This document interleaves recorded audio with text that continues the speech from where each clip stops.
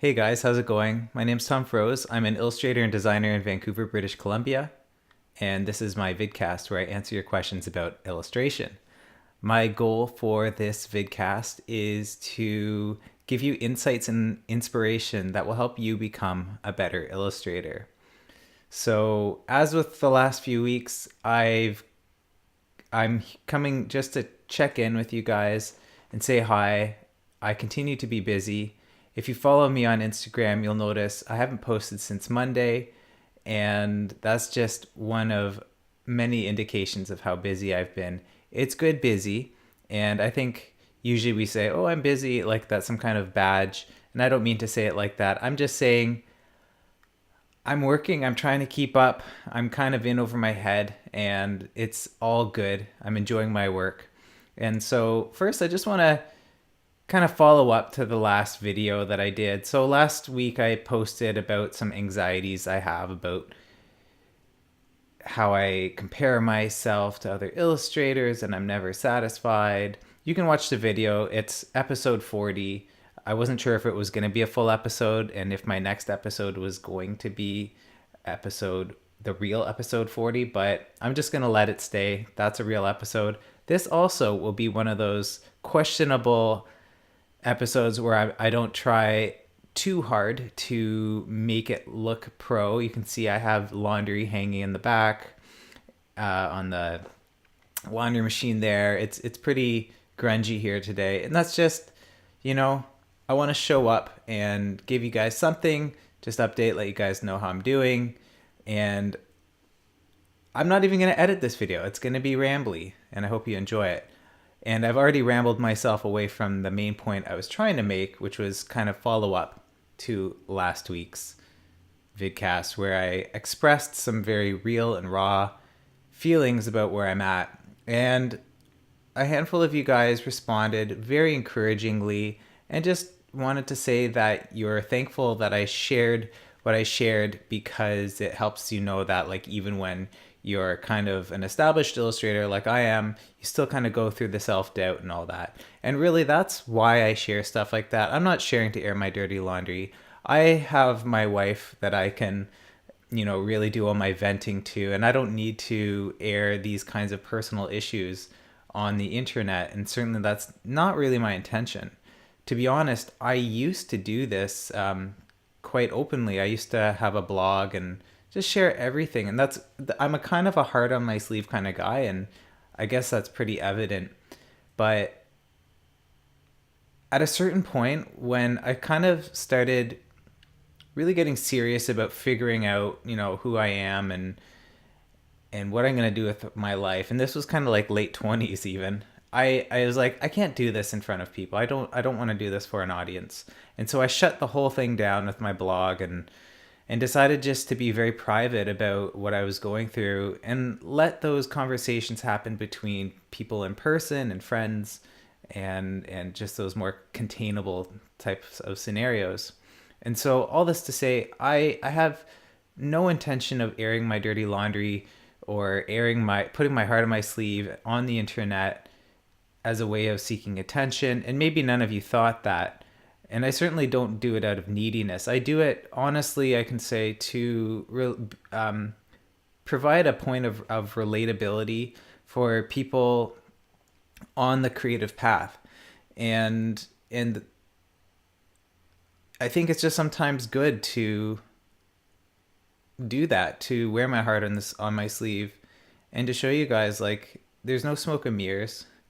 And no matter how far along in your career you are, you're going to struggle. You're going to have the same self-doubt that plagued you early on.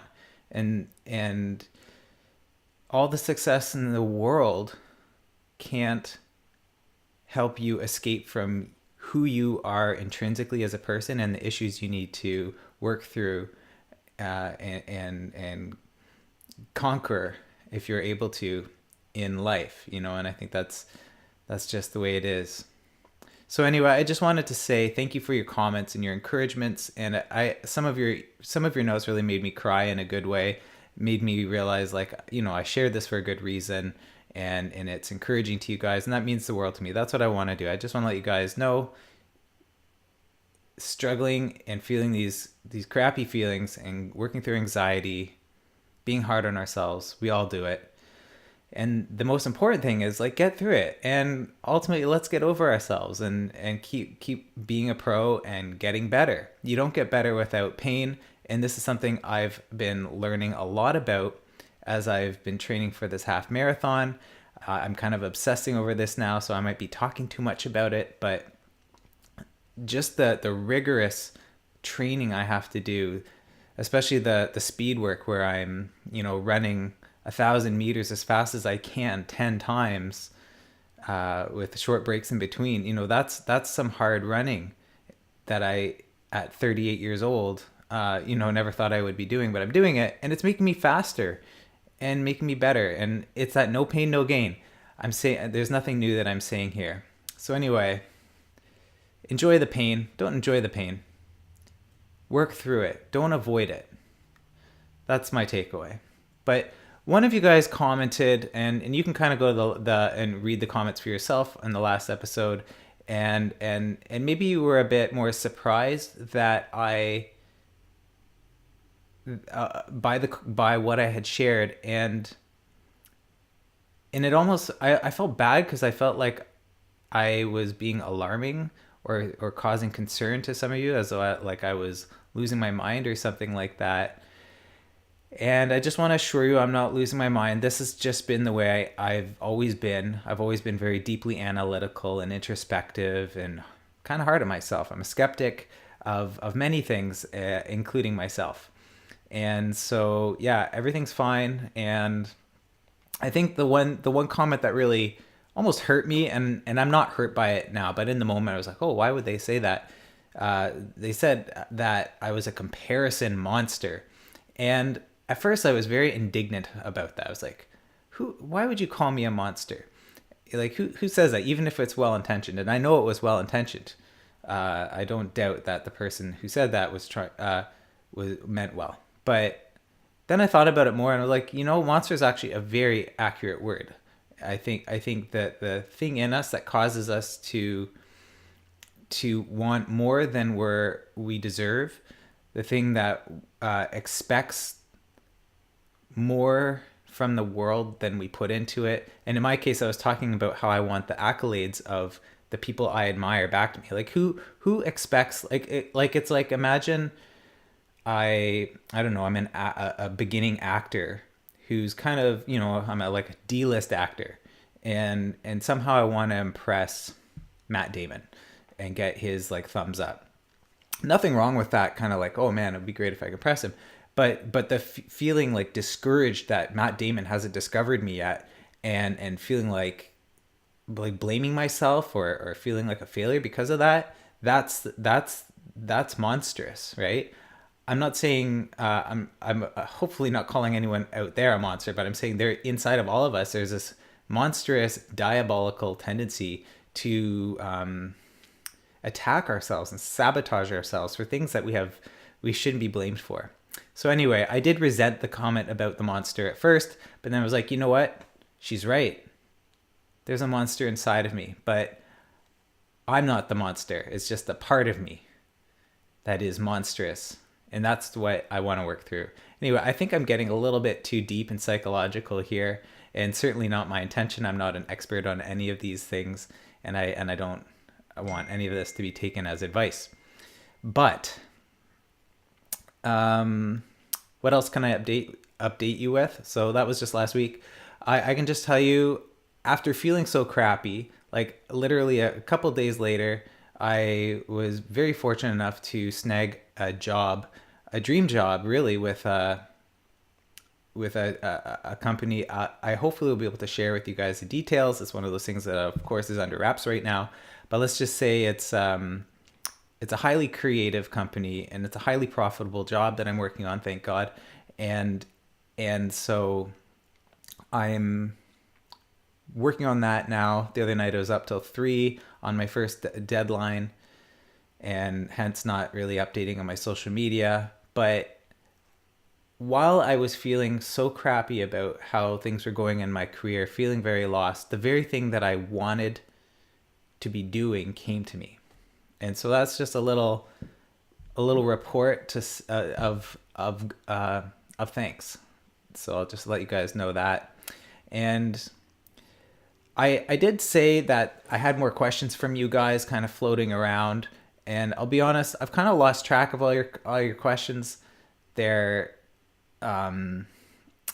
they haven't been coming in kind of directly through YouTube lately, and it has been quiet around here. I would love to have more of your fresh questions to answer sometime soon. But I did dig into my archives of things people have asked me before. And one of the things was, it's a very simple question.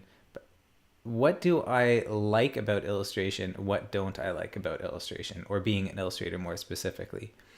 So what do I like about being an illustrator? I think it would be pretty obvious. Like, I love being able to draw for a living. I love being an independent freelancer working for myself. I love the challenge, the sort of the adventure of going into every creative project, not knowing how things are going to turn out, and coming out on the other side being very surprised. And another thing that I love is being able to be a bit of a scientist or an experimenter, where I can develop new techniques and ways of solving problems, developing and pushing my craft, and things that right now look crappy when I do new experimental techniques. Later on, I can take those techniques and refine them and actually turn them into things I can use in my everyday work. I love stuff like that. I love the discovery of being an illustrator. What don't I like being an illustrator for? I don't like doing my own taxes and having to it's tax season right now. So that's one big thing. And taxes are so much simpler when you're employed. You just gather your slips from your employer and a few deductions, receipts or something, and then you're done. What else don't I like being an illustrator? I mean, it's pretty obvious. There are some real personal challenges and struggles and darkness that you face when things aren't going your way. The self-doubt, not a good thing. I also don't like how much my work creeps into my personal life. I work most evenings just because I have to keep up. If I don't, then I pay for it. So that sense of being tied to my job 24 hours a day can be overwhelming. But on the other side of it, like, I wouldn't have it any other way. I need a job. I need my job to be something I care so much about that I would do it all day long. And that's exactly what I do. I believe if I had a job that I didn't care that much about, and I clocked in and clocked out from 9 to 5, I'm probably going to die inside, because I'm not really doing it for any other reason than to provide for myself and my family. And so this goes back to what I love about being an illustrator, which is I run my own business, I'm my own boss, and I care deeply about what I do. And because of that, I'm fulfilled in my career, in the sense that I do what I love for a living, and I actually care about it. So yeah, I think the hardest thing that I would be the most negative about is just it's the hardest on my emotions, on an emotional level. Just the self-doubt, being oversensitive to things. And I think I don't know if it's a stereotype, and it's actually not. It's a myth or something. I believe artists are just more tender and more prone to depressive thinking patterns, and that constant need for validation and approval. For instance, when you create sketches and you send them to the client and it takes longer for them to respond than you expected, and meanwhile you're like, they hate it, they're gonna hate it, I know they're gonna hate it, I know they're gonna come back with all this feedback. They usually come back, in my case, and they love it, and it's on to the next thing. But every time I'm bashing myself and doubting on myself and stuff like that. And so I think as artists, we tend to be very sensitive in those ways. And when what we do for art is also what we do for a living, and it's so tied into who we are as people, into our character, into our personality, and our views of whether we're successful and functioning humans or not. That's the hardest part about being an illustrator.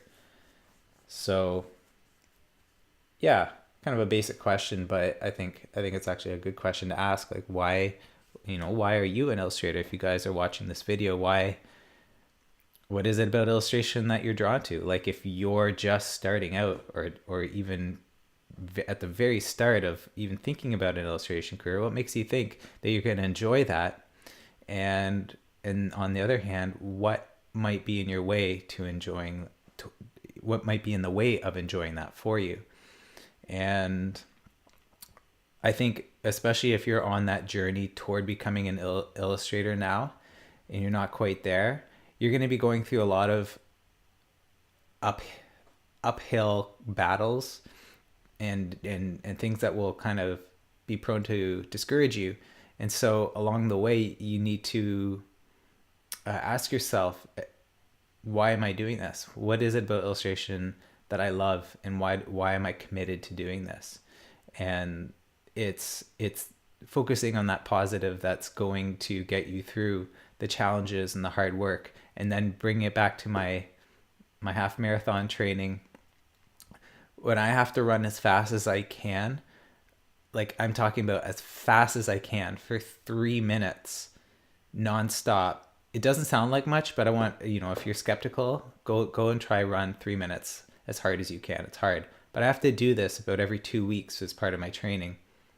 The thing that gets me through it is knowing that on the other side of all this training is a faster, fitter me, and a race time that will hopefully be a personal best. And illustration is a series, like an illustration career is a series of personal bests, and it's a fight, but it's also a joy. Like most good things in life, it's hard, but it's good. Anyway, I think I'll leave you with that. I want to apologize for this, but I don't do things then apologize. I actually don't apologize for this podcast, and you guys are lucky I showed up at all. I'm so busy, guys. Anyway, thanks for watching. I hope you guys I hope you guys have a good weekend.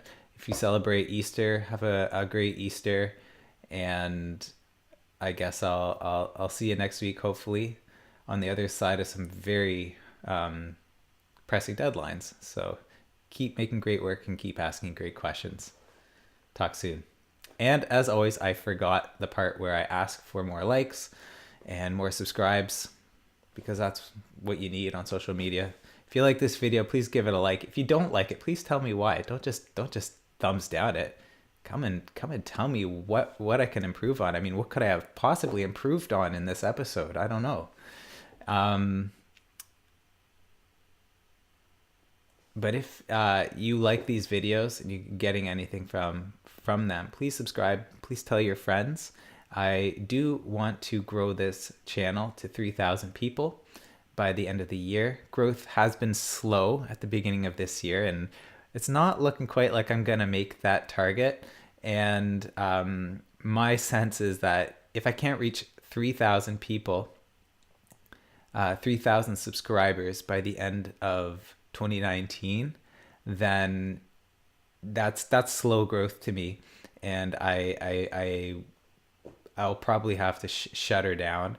Does it sound like I'm threatening you guys that I'll shut down this channel if I don't get enough subscribers? I guess that's kind of what's coming out.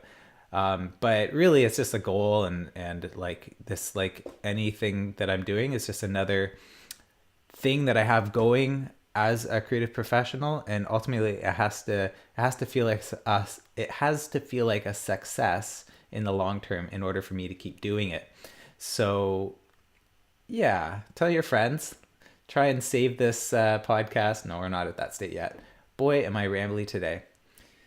I've taken enough of your time. Thank you for watching. I'll see you next week.